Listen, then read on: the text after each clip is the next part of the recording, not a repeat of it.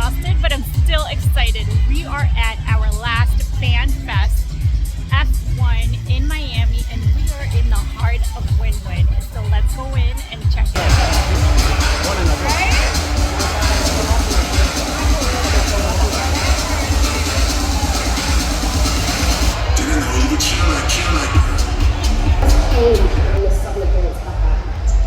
I mean, the main thing is this, it's, as I said, it's so unusual to have. So the biggest thing that changed for me is we formed groups of individuals, about 18 individuals, just involved in how do we extract every millisecond from this car over the next 6 months. And that was one of the plans that changed. The second was a little bit of time actually seeing some good news announcements coming soon with some great people joining us, and we gave me an opportunity to meet with them, spend some time with them, and convince them that this is the place for them.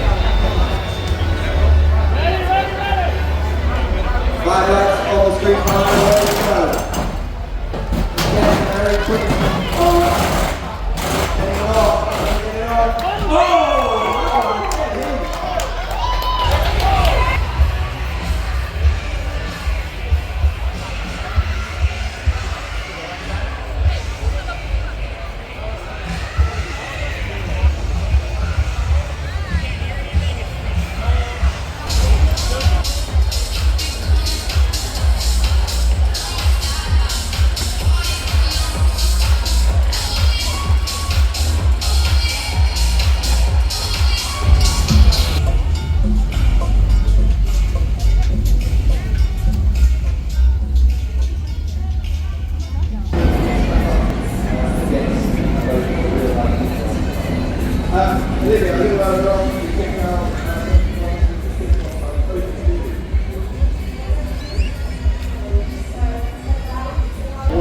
Into making things better. So I think the form book is going to be a little bit unexpected.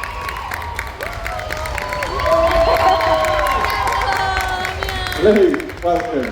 How good is it to be back in Miami? Yeah, very good. It's actually my first time here, so big hello to everyone. Where you live, by the way, is absolutely fantastic. Had a little wander around yesterday, some really cool food spots. You guys got some proper culture here, so yeah, I'm jealous. Yeah, I mean, it's great to see so many people out here in such a number, isn't it? I want to talk a little bit about your role as a reserve driver, first of all. Tell us, for those who perhaps new to the sport, what that involves at Well, I've been trying to persuade both drivers if I can just hop in the car for one race or two, but it doesn't seem to be very successful. So yeah, long story short, any issues, I'm here to hop in, and it's my sort of stepping stone to the full season. So.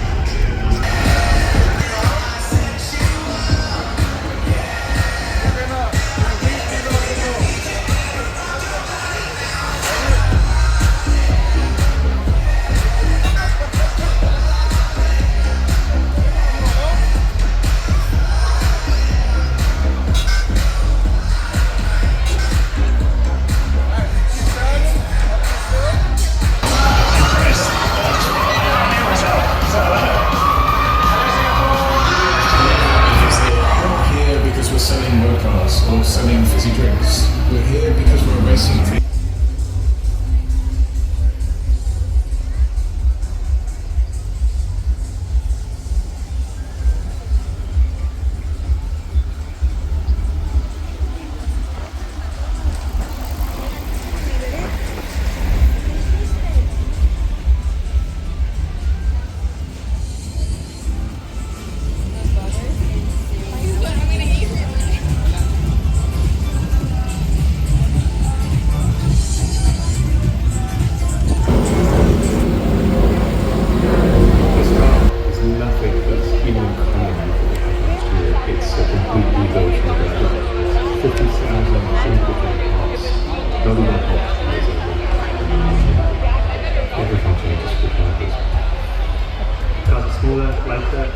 Particularly how do I organise myself? This year is obviously a very large regulation change. Is that different to what we do normally?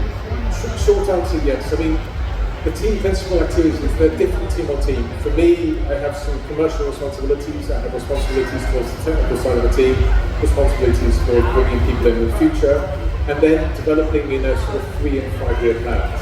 Now the 3 and 5 year plans are no different whether we have a large regulation change or not. So we're working on items already that will come online for 2028, that includes some building works, some dynos and construction, and that falls a part of every year irrespective of regulation change. The big difference with the regulation change is that you have to put the whole organisation, all 1,300 people, have to be immensely focused on the delivery of that, because it is hard. This car here is 55,000 different components, all designed in-house. Not necessarily all produced in-house, but all designed in-house.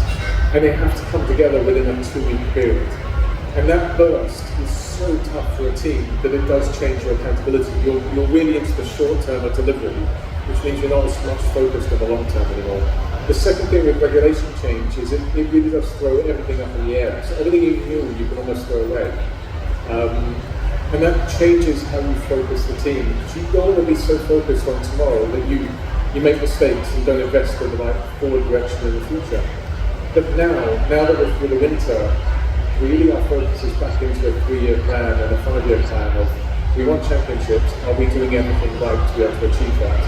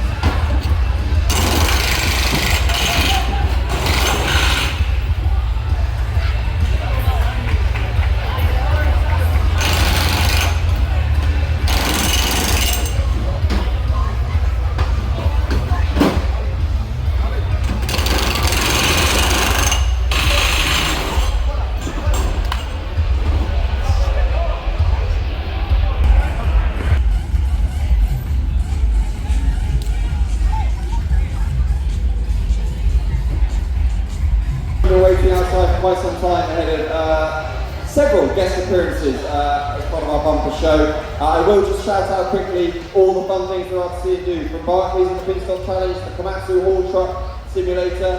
We have a STEM area over there, plenty of cool merch, a Zoot Robo Taxi and a gaming arena as well. We've got a massive comic book in the middle of the room, just announced a deal with Marvel. And this is a fan zone presented by Kraken. Plenty more about them to come, but this is about the main event. We tend to see the successful bit, and of course that's the person that everyone wants to know. They want me to go along and everything. Nothing comes easy. If you're the world, if you're the world's best tennis player, whether it's Nadal or whatever it is, it takes. There's a statistic, it was one of the tennis players who was saying, if you add up all my points, I lost more points than I won. And of course, the thing to remember is, my dad was a very good coach in a way, because his message was always, you must always, don't give up, always keep trying, because if you don't try, then you'll never know, and so if you try your best, then you'll see what you get in return, and just keep trying, and you learn, and over time, things start to come to you, because you kept trying. So that was really my overall message is, as long as you've got breath in your body, just keep trying. That if you stand still, you go backwards. But if you develop the same pace as everyone else, you're not overtaking them.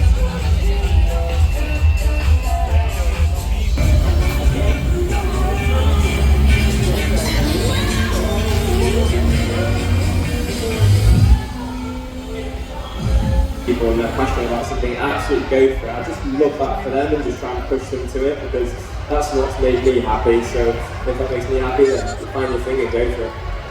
Yeah, it's a good message that to end on, isn't it? Luke, best of luck for the season ahead. Just before we let you go, we are going to take a quick selfie. So I will...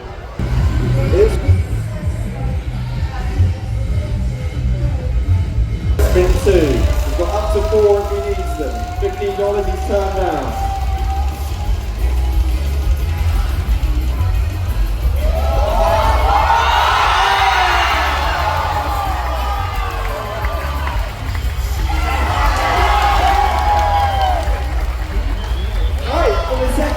Second time of as many attempts, we have a top prize winner. Let's hear from Benjamin, everybody.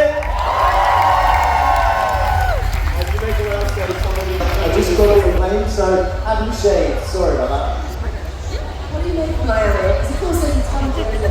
Yeah, it's fantastic. I'd like to have more time to see everything. You know, I fly in, go to the track, try and find the track, and then get there and do my work, hotel, flight, go away again. So I've got to stay a bit longer next time.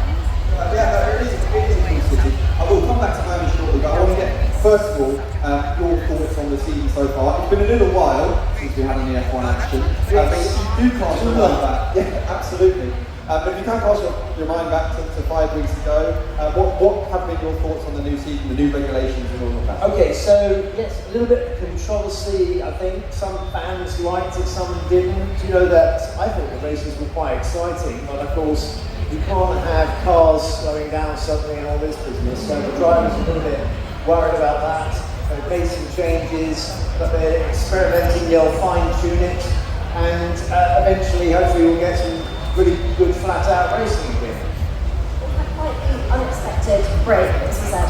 How do you think teams will have been disrupted or indeed helped by that? Well, we're hoping Williams have had a little bit of time to lose some weight. I think Alex was mentioning this.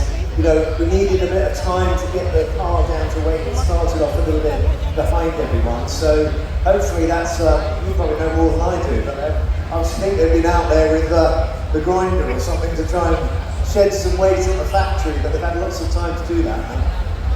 If we do now kind of look forward to the weekend ahead, what do you make of the Miami International Quarter Zone? And from kind of your position inside the camp, as it were, what should people expect? Well, it's an interesting track. It's got some interesting features which make the track quite unique.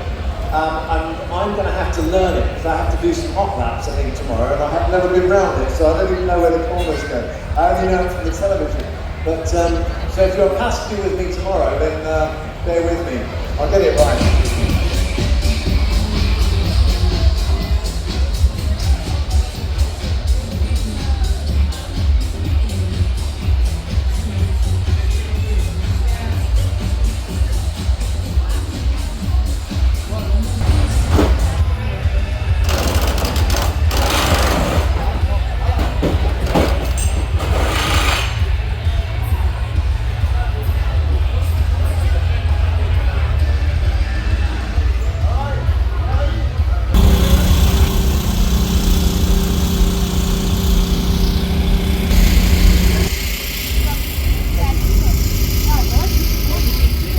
I mean, you'll see it around the world because every company I've spoken to has realised that fraud is game changing. It's not just in simple metrics. The fraud zone analytics has become 3 times more efficient. My experience is it's more than 3 times more efficient.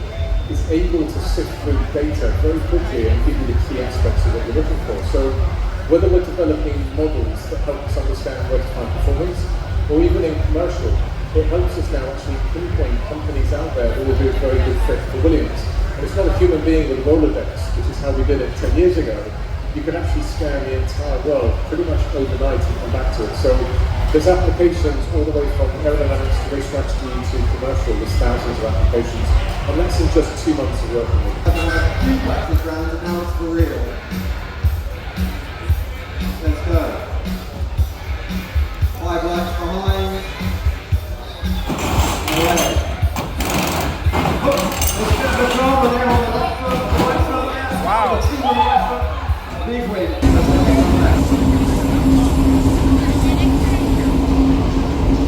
It's a mistake, it's a work in progress, I think.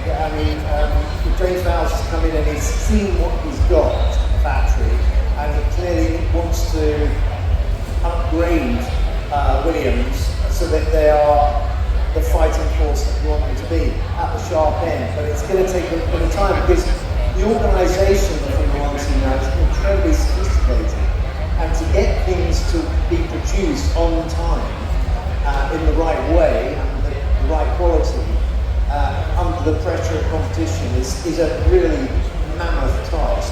And if people have been doing things a way that they got used to for a long time, then you have to change the whole culture. That takes a long time to do, and quite apart from the equipment you need to put in as well.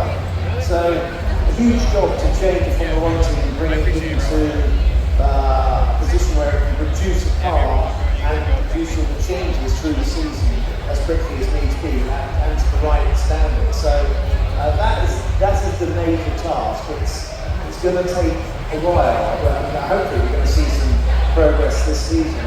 Fantastic progress last year, but the cracks start to show when you put something under pressure.